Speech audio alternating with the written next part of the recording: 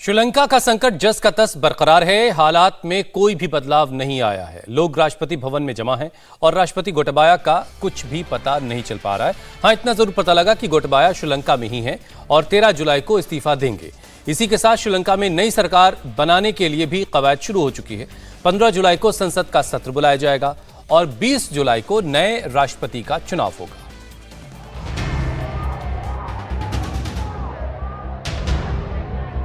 लंका की सत्ता के प्रतीक राष्ट्रपति भवन पर अब भी जनता का कब्जा है।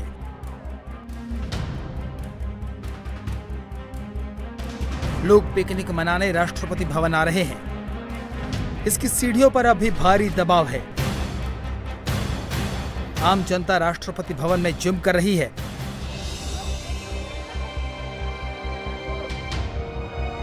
सेल्फी ले रही है, पूल में नहा रही है। आलम यह है कि छोटे छोटे बच्चों को भी यहाँ का दीदार करवाया जा रहा है। न जाने ये मौका फिर मिले या न मिले। श्रीलंका में जंगल राज की स्थिति है। न राष्ट्रपति देश में मौजूद हैं और न ही प्रधानमंत्री एक्टिव। पूरा देश भगवान भरोसे है। लेकिन श्रीलंका स्पीकर के दखल के बाद वहाँ नई सरकार की सुगबुगाहट शुरू हो गई है। श्रीलंका में 20 जुलाई को नए राष्ट्रपति का चुनाव होगा। राष्ट्रपति गोटाबाया 13 जुलाई को इस्तीफा देंगे। 15 जुलाई को संसद का सत्र बुलाया जाएगा। सोमवार को श्रीलंका की सभी पार्टियों की बैठक हुई, जिसमें साजिद प्रेमदासा को अंतरिम राष्ट्रपति नॉमिनेट करने पर फैसला हुआ। इस बीच ये भी साफ हुआ है कि गोटाबाया राजपक्षे देश छोड़कर नहीं गए हैं। गोटाबाया देश के अंदर ही हैं और 13 जुलाई को जनता के सामने पेश होंगे। हालांकि जनता को वादों पर विश्वास नहीं है। जनता ने 500 रुपए लीटर पेट्रोल और 100 रुपए में एक डबल रोटी का पैकेट लिया है। इसलिए लोग हकीकत पर विश्वास करना चाहते हैं और तब तक राष्ट्रपति भवन में जमे रहेंगे जब तक गोटाबाया इस्तीफा नहीं देते। बहुत बड़ा सा घर है, इतना बड़ा स्विमिंग पूल है। हमने वहाँ जाकर खेला। हमारा तजुर्बा बहुत अच्छा था, बहुत मजा आया। Very excellent. Still there and someone coming tomorrow and after. कुछ लोग आ जाए, कुछ लोग कल या परसों भी आएंगे। हमें नहीं पता कि 13 जुलाई को क्या होगा।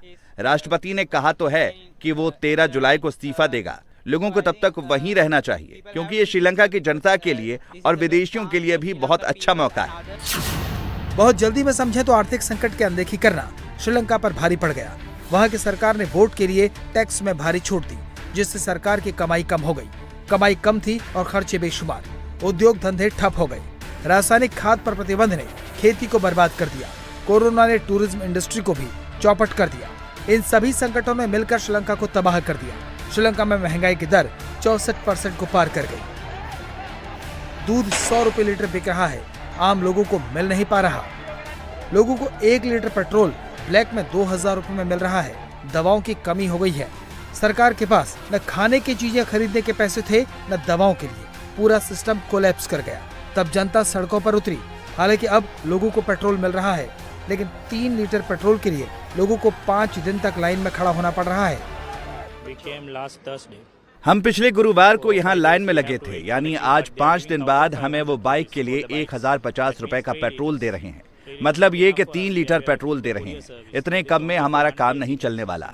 हम कुरियर सर्विस में काम करते हैं। इतना तेल तो हमारा एक ही दिन चलेगा।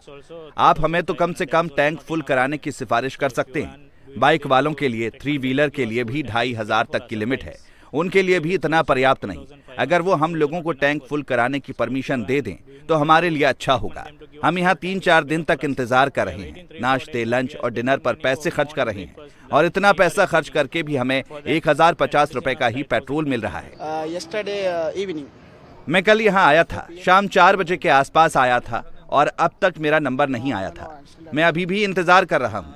उन्होंने बाइक के लिए कम कर दिया है, सिर्फ 3 लीटर दे रहे हैं और मैं अभी भी अपनी बारी का इंतजार कर रहा हूँ। पिछले करीब 20 साल से श्रीलंका का झुकाव चीन की तरफ था। चीन ने श्रीलंका में भारी निवेश भी किया था, लेकिन जब संकट आया तो चीन ने हाथ खड़े कर दिए। इस वक्त श्रीलंका की मदद सिर्फ भारत कर रहा है। भारत ने श्रीलंका को चावल, चीनी, दवाएं, पेट्रोल, डीजल, कोरोना के टीके और खेती करने के लिए केमिकल फर्टिलाइजर जैसे सामान बड़ी मात्रा में भेजे हैं। इतना ही नहीं, भारत ने श्रीलंका को कर्ज चुकाने में भी काफी मदद की है। रियायती ब्याज पर रकम मुहैया कराई है। भारत श्रीलंका को विदेशी कर्ज चुकाने में मदद के लिए अब तक $3 अरब की मदद दे चुका है। इसके लिए श्रीलंका के पूर्व क्रिकेटर सनथ जयसूर्या ने भारत का आभार जताया है।